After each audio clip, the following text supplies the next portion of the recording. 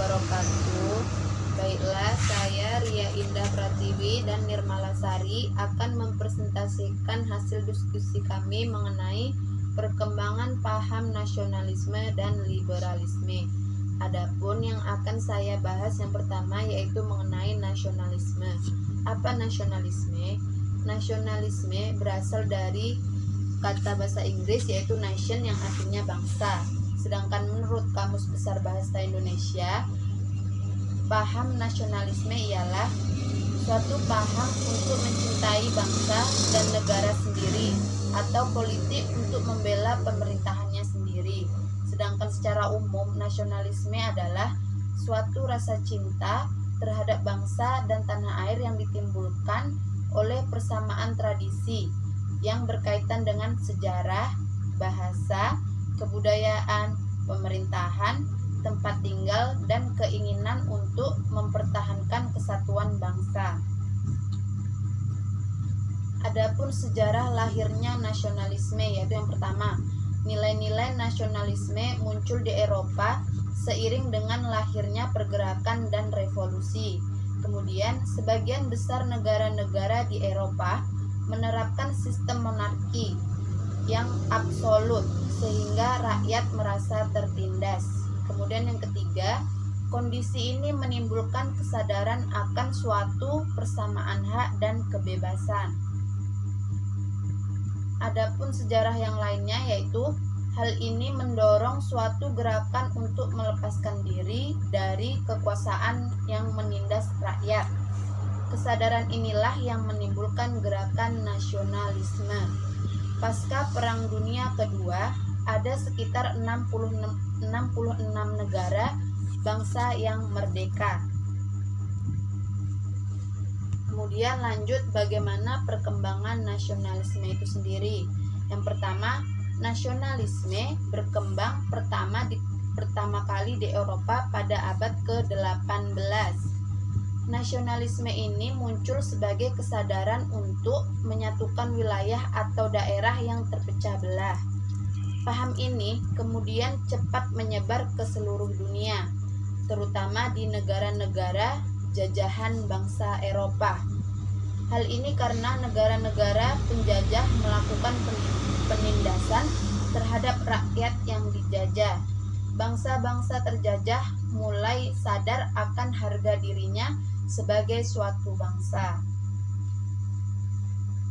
Nah, adapun perkembangan nasionalisme di Asia dan Afrika, yaitu yang faktor yang melatar belakangi gerakan nasionalisme itu sendiri, yaitu yang pertama penderitaan dan kesengsaraan rakyat akibat kolonialisme dan imperialisme. Yang kedua, kemenangan Jepang atas Rusia. Yang keempat, kemenangan akan kejayaan di masa lalu. Yang kelima, munculnya golongan terpelajar dalam masyarakat. Gerakan nasionalisme Asia dan Afrika bertujuan untuk menghancurkan pemerintahan kolonial barat, menghentikan eksploitasi terhadap bidang perekonomian, serta membangun negara nasional yang demokratis.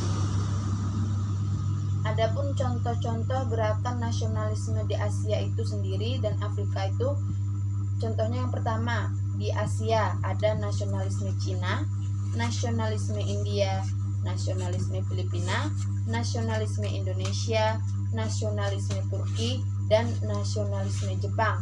Kemudian contoh negara yang terdapat gerakan nasionalis di Afrika. Yang pertama ada nasionalisme Libya, nasionalisme Mesir, nasionalisme Angola, dan nasionalisme Afrika Selatan. Baiklah, itulah penjelasan saya mengenai paham nasionalisme. Selanjutnya akan dilanjutkan oleh rekan saya yaitu mengenai paham liberalisme. Terima kasih atas perhatian teman-teman sekalian. Baiklah, di sini saya akan melanjutkan dari presentasi Ria tadi. Di sini yang kedua ada liberalisme. Pengertian liberalisme. Kata liberalisme berasal dari bahasa Latin yang liber yang berarti bebas. Bebas di sini tidak mengacu pada kepemilikan umum, namun lebih mengarah kepada suatu kebebasan berpikir. Kata liberal berkembang sehingga meliputi berbagai makna dan aspek. Liberalisme adalah sebuah ideologi, pandangan filsafat, dan tradisi politik yang didasarkan pada pemahaman bahwa kebebasan dan kesamaan hak adalah nilai politik yang utama. Kemudian sejarah lahirnya liberalisme. Paham liberalisme dimulai pada masa Renaissance, yaitu zaman ketika rakyat di negara-negara di Eropa berjuang membebaskan diri dari kekuasaan gereja dan agama yang sangat mengekang kebebasan berpikir. Kemudian ada perkembangan liberalisme.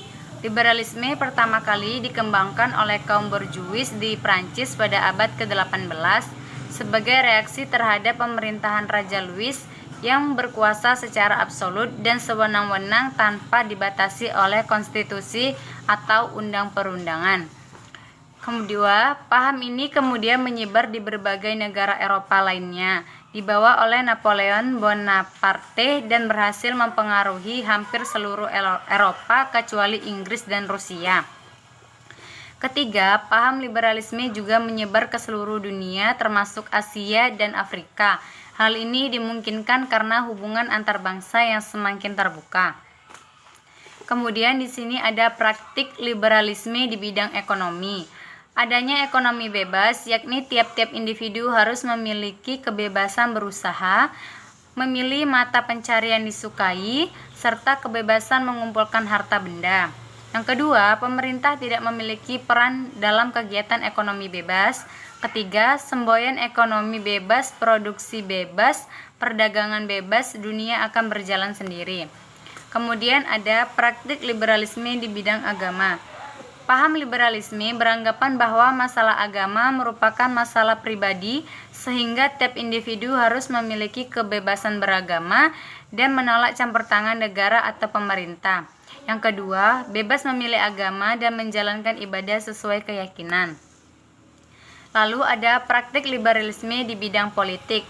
Paham liberalisme beranggapan bahwa terbentuknya suatu negara merupakan kehendak dari individu-individu. Terus, kekuatan tertinggi berada di tangan rakyat yang dilindungi dengan undang-undang, hukum, parlemen tersebut. Selanjutnya kita masuk pada pengaruh liberalisme. Di sini diberlakukan pemilu atau pemilihan umum buat memilih anggota parlemen di mana pemilihnya ialah dari seluruh anggota masyarakat. Kedua, munculnya sistem perekonomian liberal atau perdagangan bebas. Ketiga, setiap orang bebas menganut agama yang diyakininya tanpa paksaan dari siapapun. 4. Kebebasan bagi wartawan buat menulis dan memuat warta apapun yang benar-benar diketahuinya. Yang terakhir, adanya emansipasi wanita serta penyetaraan gender menempatkan wanita sejajar dengan pria. Tokoh emansipasi wanita di Indonesia adalah Ibu Kita Kartini. Kemudian itu saja presentasi dari kami berdua. Jika teman-teman ada yang kurang paham, boleh dipertanyakan kepada kami. Kami persilahkan.